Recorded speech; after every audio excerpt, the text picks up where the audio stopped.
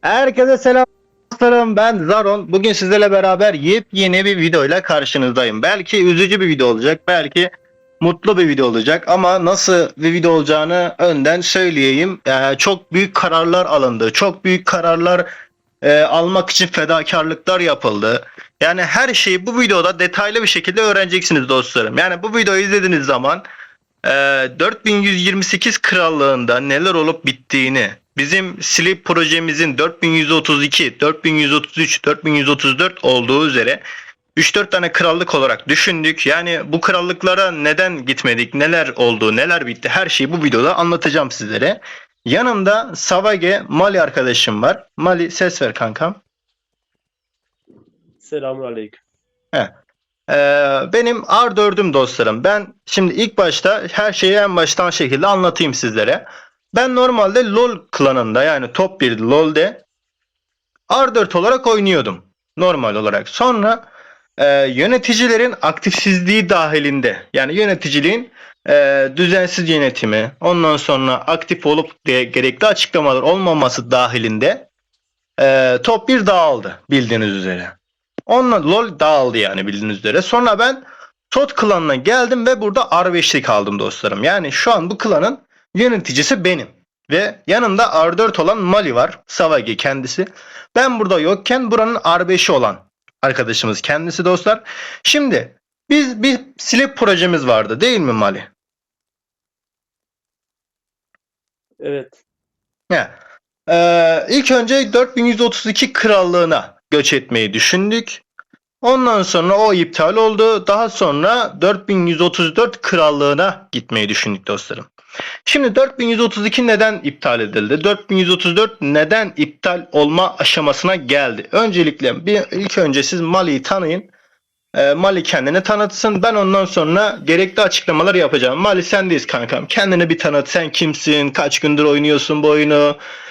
Bu klanda neler yaptın? Hangi seviyelere geldin? Yani önce bir kendini tanıt kısaca. Ben başta bir tane abimin projeye katılması üzerine beni de davet etti. Öyle katıldım. Benim normalde yöneticilikle hiç şeyim yoktu yani. Uzaktan yakından aram yoktu. Bir baktım ben yönetici oldum yani. Hiçbir şey yokken. Ondan sonra proje yıkıldı. Bir abim geldi. Biz bırakacaktık normalde oyunu. Bir abim geldi böyle böyle. Yönetimi alın. Zaron'la. Şu klanı ayağa kaldırın. Ondan sonra tutmazsa göç ederiz diye. Biz Evet yani. Zaron'la 5-6 gündür uğraşıyoruz. Hani klanı topladık. Klanı topladıktan sonra Zaron'la olsun, Immortal'la olsun hani bir görüşme oldu. İlk önce bir 32 krallığına gidelim dedik. 32 krallığı gelirseniz çatışmadan bu krallığı vermeyiz dedi. Biz üyelerimizin gelişmesini, savaş olmamasından yanayız. 34 de o konudan iptal oldu ve 34'ün top 1'i açıkça dedi ki gelirseniz savaşmadan bırakmayız KD'yi. Bizim savaş gibi bir niyetimiz yok. Hiçbir krallıkta yok. Hani ilk önce bunu bir bahsedelim. Bizim çoğu oyuncumuz F2P. Hani bir balina Zaron var. Ben Yunus gibi bir şeyim herhalde en fazla yani. Hani o yüzden biz savaş istemiyoruz ama hani bizi 300 milyon gücü görünce doğal olarak hani krallıklar savaş olacak sanıyor ama başta savaş yok yani. Biz de 4128'de başladık. Hani burada arkadaşlarımız oldu. En önemlisi burada tanıdık birbirimizi ve burada kalmayı düşündük. Yani en Şimdi iyisi o ve burada şu an iç çatışma yok. tamam Mali. Şimdi ben devralayım konuşmayı. Şimdi dostlarım, biz bildiğiniz üzere 4128 krallığında bir projeyle başladık bu oyuna. Ve LoL klanı, Loh klanı, Lodge klanı, Lodge klanı olarak 5-6 klana paylaştırıldık kişi başı. Ve gördüğünüz üzere daha önce yönetimle alakası olmayan insanları yönetime zorlayarak başlanmış bir projedir bu. Yani yönetimle hiçbir şekilde koordine olamadığı için bu insanların proje patlaması gayet normaldir benim açımdan. Ondan sonra dostlarım, şimdi şöyle gerekli açıklamaları açıklayayım sizlere. Şimdi biz bu klana geldik ve insanların, yani çoğu oyuncu zaten first play bu klanda, bu krallıkta. Zaten bu adam bir iç savaşı girdiği zaman ne olacak abi? Çok geriye atacak kendini. Çünkü neden? Para yatırmayan bir oyuncu olduğu için. Ama biz ne gibi kararlar aldık abi? Şimdi biz 4132 krallığına göç etme kararı aldık ilk başta. 4132 krallığı birçok balinasının olduğunu gösterdi bize. Adamlar bizim geleceğimizi öğrendikten sonra 10'ar milyon, 15'er milyon güç bastılar. Yani baya baya güçlendiler. Ve bizim o krallığa gelmemizi istemediler. Dediler ki ne? Eğer geldiğiniz durumunda çok büyük savaş olacak ve kaybetmeniz yani ihtimal dahilinde dediler. Çünkü bizim oyuncularımızın çoğu free to play, yani para yatırmayan oyuncu. Aramızda para yatıran oyuncular çok az var ve bu yani bu para yatırmamalarına rağmen çok iyi geliştiler kanalımdaki videolarla. Ondan sonra dostlarım biz de 4132 projesini iptal ettik geri. Tekrardan 4133 göç düşündük ilk başta. Ben 4133 ile de görüştüğümde şimdi biz bir grup kurduk dostlarım. Yani şöyle bir grup kurduk. Ve 117 kişi hemen hemen topladık. Yani bizim ortalama bu grup gücümüz 300 milyonu aşıyor. Yani 300 milyonu aşıyor. Bir klan gücü düşünün. 300 milyondan fazla yani şu an e, yani çoğu klandan, çoğu krallık yerden göç alacaktık yani biz kendi klanımıza ve göç edecektik ve 300 milyon güce ulaşmıştık hemen hemen. 4134 krallığı da kendi balinalarının olduğunu dile getirdi ve biz ne kadar barışçıl gözüksek de ne kadar barışçıl konuşsak da kendileri bize açık ara savaş ilan ettiler. Dediler ki ne? Şimdi 300 milyon bir klan geleceksin ve top 1'e oturacaksın. Biz buna kesinlikle garanti yani savaş olmayacağını garanti edemiyoruz dediler. Siz çok güçlüsünüz dediler. Buraya geldiğiniz zaman dediler biz sizinle savaşırız. Yani siz ister barışçıl olun, isterseniz savaşçı olun, isterseniz yağmacı olun, isterseniz sömürgeci olun. Yani bunların hiçbiri bizi alakadar etmiyor dediler. 134 yani 4134 kralı. Dediler ki ne? Biz yani hiçbir şey gözetmeksizin sizinle savaşa gireceğiz. Eğer siz savaşı kazanırsanız biz göç edeceğiz. Eğer biz savaşı kazanırsak siz göç edeceksiniz. Yani açık ara bir meydan okudular bize. Şimdi biz insanları düşünmeyerek hareket etsek veyahut da ne bileyim işte insanların emeklerini göz ardı edecek olsaydık ben bu krallığa göç ederdim. Çünkü neden?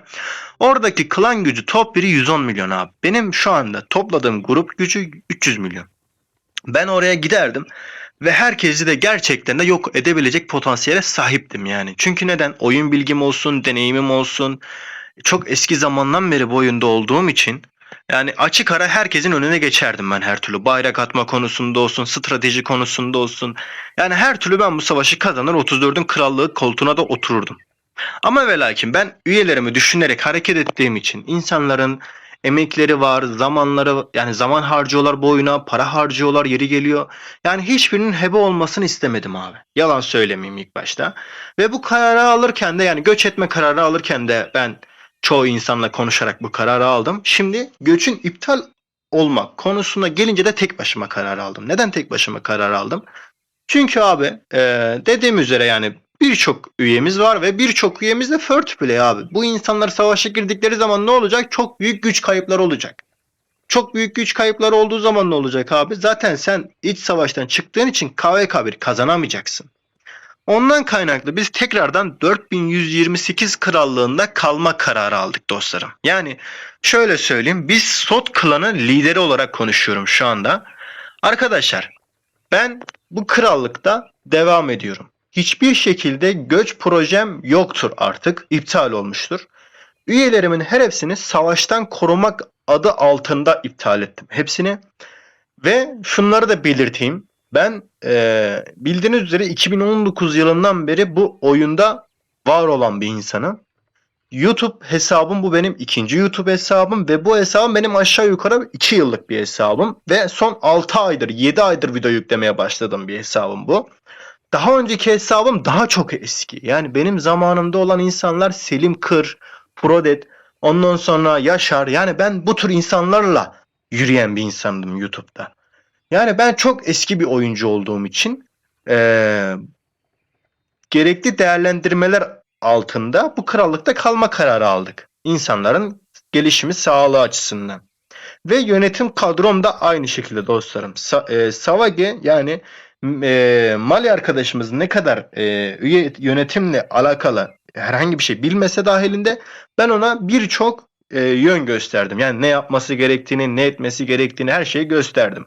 Ondan sonra Meleis arkadaşımız olsun, yabancı bir subayımızdır bizim ve oyunda gerçekten güzel deneyimleri vardır. Ondan sonra Immortal bizim Alparslan abimiz.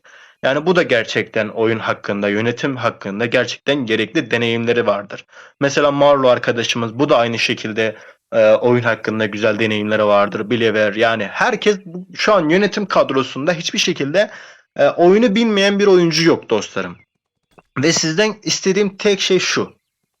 Arkadaşlar, birlik olma zamanı, hep beraber olma zamanı, tek yumruk olma zamanı. Herkesi SOT klanına bekliyorum dostlarım. Yani şöyle söyleyeyim açıkçası. 2,7 milyon gücün üzerindeysen seni SOT klanına davet ediyorum. Benim bizzat özel davetlim olarak bu klana gelebilirsin dostlarım. Krallığımıza birçok göç geldi ve üyelerimiz bizden çalındı veya gitti kendi kararlarıyla. Ona ben bir şey demiyorum. Ama şimdi bu videoda çağrı yapıyorum dostlarım. Herkesi 4128 krallığındaki SOT klanına bekliyorum dostlarım. Adil bir yönetim istiyorsanız, adil bir ödül dağıtılımı istiyorsanız, adil bir şekilde gelişmek ve savaşsız sulh eşliğinde gelişip KVK'da kazanmak istiyorsanız herkesi SOT klanına bekliyorum dostlarım. Açıklamalarım bu kadardı. Umarım beni gayet anlayışla karşılamışsınızdır. Umarım gayet iyi bir şekilde anlatmışımdır kendimi. Mali arkadaşım da kendini çok güzel anlattığını varsayıyorum. Beni izlediğiniz için çok teşekkür ederim. Kanalıma abone olup like atmayı unutmayın. Mali kankam senin eklemek istediğin bir durum var mı? Bir durum yok. 4128'de kalıyoruz. Devam yani. Başladığımız yerden devam ediyoruz. 2,7 milyon gücündeki arkadaşları da alıyoruz artık. Evet. Herkesi bekliyoruz. Herkesi bekliyoruz abi. Sıcak bir aile ortamı istiyorsanız, güzel bir şekilde gelişmek istiyorsanız, yani klan da yani gerçekten altın paketler falan da çekiliyor bu arada. Yani şöyle göstereyim.